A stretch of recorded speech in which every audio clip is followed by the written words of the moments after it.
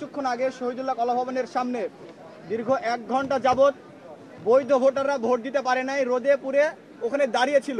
এখানে আমরা আমাদের আমাদের একজন প্যানেলের এজেন্ট আমাকে জানিয়েছে ওখানে 100 ব্যালট পেপার স্বাক্ষর করা হয়েছে, উপস্থিত জাল ভোট করার জন্য অপচেষ্টা করা হয়েছিল।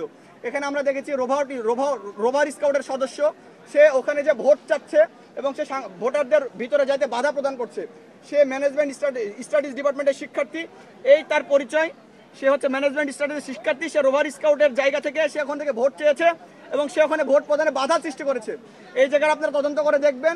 আমরা চাই এই ব্যাপারে যেন বিশ্ববিদ্যালয় প্রশাসন, নির্বাচন কমিশন সুস্পষ্ট ব্যাখ্যা প্রদান করে। কিন্তু দেখবেন যখন বেলা বাজে 3টা 2:30 তখন থেকে কিন্তু কয়েকটা কেন্দ্রে শুধু দীর্ঘ লাইন। এই দীর্ঘ লাইন কেন? ওই যে 1 ঘন্টা মেকানিজম করছে। আমরা শঙ্কা করছি ভোট কারচুপি হচ্ছে কিনা।